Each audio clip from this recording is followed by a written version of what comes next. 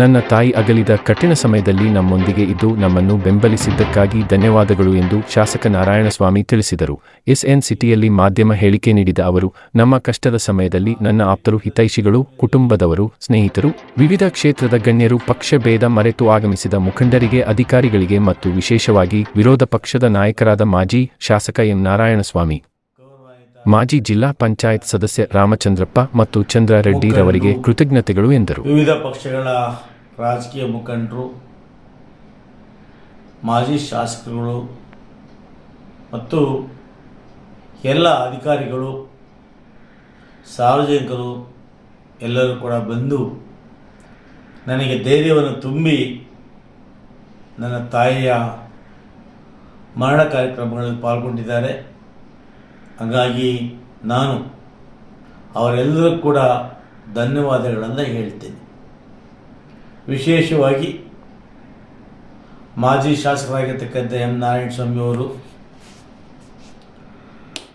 ಜಿಲ್ಲಾ ಪಂಚಾಯತಿನ ಮಾಜಿ ಸದಸ್ಯರಾಗಿರ್ತಕ್ಕಂಥ ರಾಮಚಂದ್ರಪ್ಪಣ್ಣ ಮತ್ತು ಅವರ ಸ್ನೇಹಿತರು,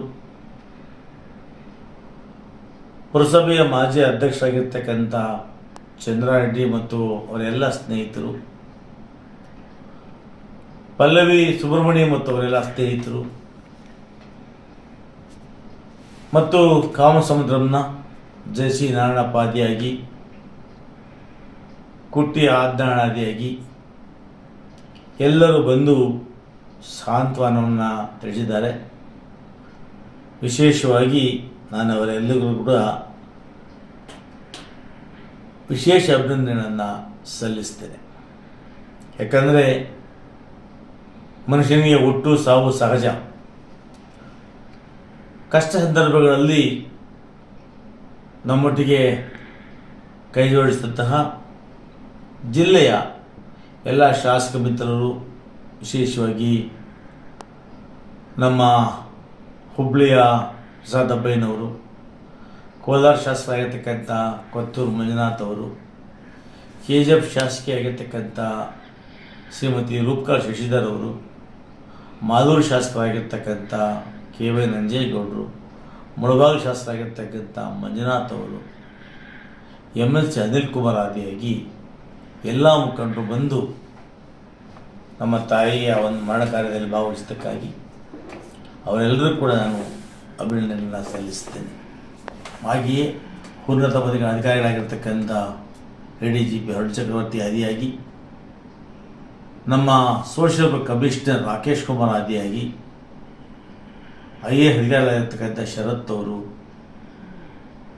ಚಲಪತಿ ಅವರು, ನಾಗರಾಜ್ ಅವರು, ಇನ್ನು ಅನೇಕ ಅಧಿಕಾರಿಗಳು, ತಾಲೂಕು ಮಟ್ಟದ ಅಧಿಕಾರಿಗಳು, ಜಿಲ್ಲಾ ಮಟ್ಟದ ಅಧಿಕಾರಿಗಳು ಎಲ್ಲರೂ ಬಂದು ಭಾಗವಹಿಸಿದ್ದಕ್ಕಾಗಿ ಎಲ್ಲರಿಗೂ ನಾನು ಧನ್ಯವಾದಗಳನ್ನು ಸಲ್ಲಿಸ್ತೇನೆ.